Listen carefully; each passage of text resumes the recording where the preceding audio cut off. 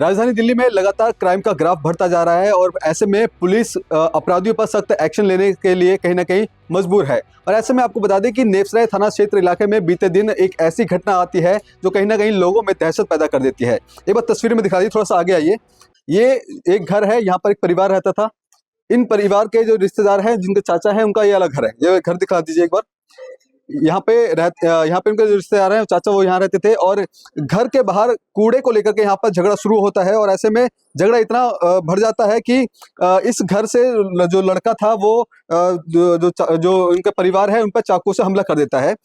लोगों का ये भी कहना है कि ये जो हत्या हुई है ये कोई पहले से सोची समझी पहले उनका प्लानिंग बना रखी थी और प्लानिंग बनाने के बाद इस पूरी घटना को अंजाम दिया जाता है। कुछ परिवार भी लोग हैं, उनसे भी हम जुड़ने की कोशिश करेंगे। माता जी हैं, माता जी से हम जुड़ेंगे। थोड़ा पीछे आ जाइए आप।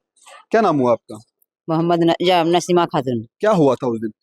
ये कूड़े के लेके होगी, तुम्हारे दूध वाले सब आते जाते हैं, चप्पल में गोबर मट्टी लगा जाते हैं, तुम झाड़ू लगा दोगे। मैं बोली नहीं, तो रोड हमारी बाप की नहीं, रोड तुम्हारी बाप की, ये तो सरकारी रोड है। तो इसके बाद यही इतने बोल के लड़का ने हमें मोहम्मद इरशाद हमें अंदर कर दिया। फिर कहने लगा कि हम अपने चाची को जा रहे हैं समझाने के लिए।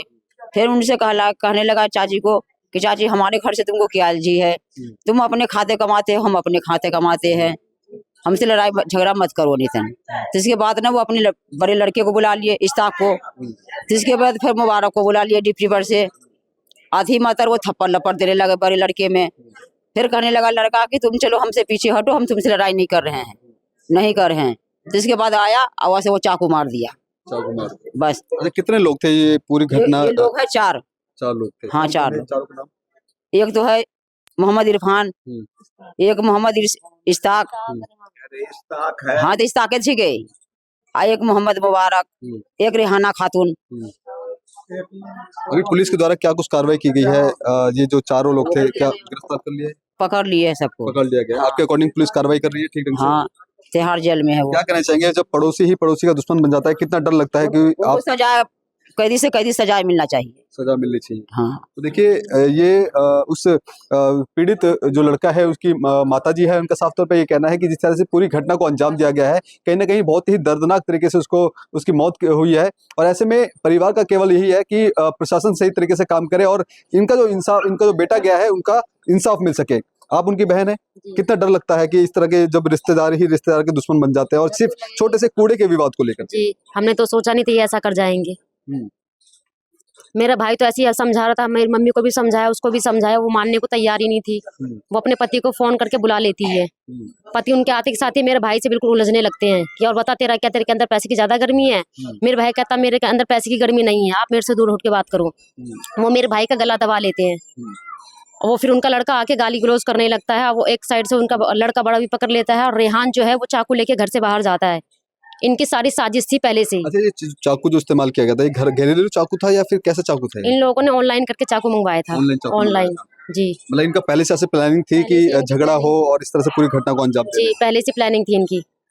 अच्छा, जो आरोपी आपने बताया जो आरोपी है, उस पे पहले भी कोई मुकदमे चल रहे हैं लड़ाई झगड़े के? इनके चल रहे हैं लड़ाई झगड़े के चल रहे हैं। जी, मारपीट के चल रहे हैं इनके पहले से ही।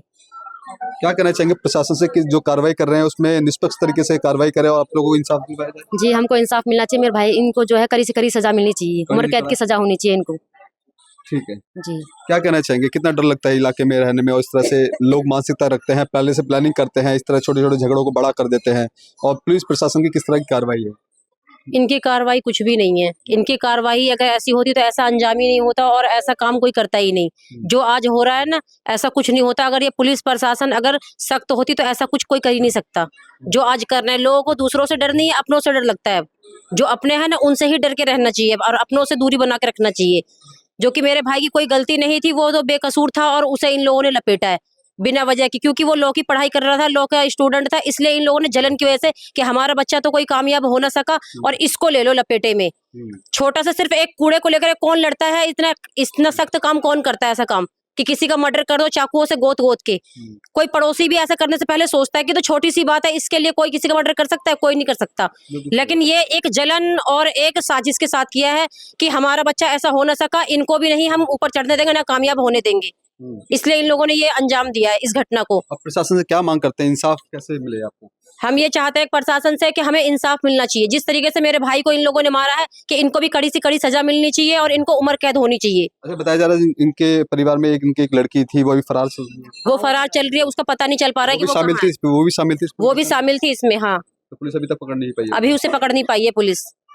देखिए पूरा मामला किस तरह से होता है कि लड़का लॉ की पढ़ाई कर रहा होता है और जो इनके रिश्तेदार होते हैं उनको जलन होती है कि बच्चा कामयाब कैसे हो रहा है। इसके बाद जो झगड़ा है कूड़े को लेकर के, ये आमतौर पे हर समाज में, हर घर के आसपास किस तरह के झगड़े देखे जाते हैं, लेकिन इसी झगड़े के आड़ में इस तरह से पूरी घटना को अंजाम दिया जाता है। जिस तरह से बताया कि ये ऑनलाइन चाकू मंगाया जाता है और इससे जो लड़का है आरोपी, उस पर पहले से 4 मुकदमे चल रहे हैं और चारों ही मुकदमे लड़ाई झगड़े के हैं। और ऐसे में ये पूरी घटना को अंजाम देने से पहले उनको पूरी प्लानिंग बनाई जाती है। प्लानिंग बनाने के बाद तब ये पूरा झगड़ा होता है, झगड़े को जानबूझ करके बड़ा बनाया जाता है। उसके बाद पूरी चाकू से गोद करके उसकी हत्या कर दी जाती है। क्या कहना चाहेंगे, सरकार से कुछ कहना चाहेंगे? हम तो सर यही कहेंगे कि जहाँ वो छुपा हुआ था, वो गुंडे के पास छुपा हुआ था। जहाँ उसका दोस्त है वो गुंडा है। अच्छा। और वहीं छुपा हुआ था दोनों बाप बेटे। पुलिस को कोई पता नहीं चल रहा था कि कहाँ है, ताला लगा हुआ है बाहर से, तो वो तो पता ही नहीं चल रहा था। जब फिर पता चला कि यहाँ है, तब उसको पुलिस उठाया सुबह में, और मुझे कोई पता नहीं था कि मेरे बेटे को मार दिया। मैं वहीं खड़े रह गया, वो मार दिया, मेरे सामने मारा है। ऐसा कोई बाप देख सकता है कि मेरे बेटे को मारे? हम खड़े रहे। तो पिता के आंखों में आंसू ये बयां करते हैं कि कितनी दर्दनाक तरीके से हत्या कर दी गई होगी। और एक बाप ने बचपन से उसको पाल कर बड़ा किया, उसकी पढ़ाई पूरी करवाई, उसके बाद अब लॉ की पढ़ाई करने के बाद कुछ ही समय बाद एक लॉयर बन जाता। लेकिन किस तरह से परिवार में ही एक तरह से झगड़ा होता है और ये पूरी घटना को अंजाम दे दिया जाता है। कहीं ना कहीं गंभीर सवाल थाना नेपसराय थाने पुलिस के ऊपर भी खड़े होते हैं कि आखिरकार इलाके में इस तरह की घटनाएं सामने आती है, लेकिन बावजूद कोई अंकुश पुलिस नहीं लगा पा रही है। तो आपको बता दें कि दक्षिणी दिल्ली के डीसीपी अंकित चौहान के नेतृत्व में पुलिस काम इस तरह की हत्या को अंजाम दे दिया जाता है। फिलहाल पीड़ित परिवार का कहना है कि इनके परिवार को जो इंसाफ दिलवाया जाए, इसके बाद पुलिस सही तरीके से काम किया जाए और जो जितने भी आरोपी हैं उनके खिलाफ सख्त से सख्त सजा दिलवा कर उनको सलाखों के पीछे भेजा जाए। कैमरा पर्सन कमलेश कुमार के साथ मैं संदेश सक्सेना, पंजाब केसरी.com, दिल्ली।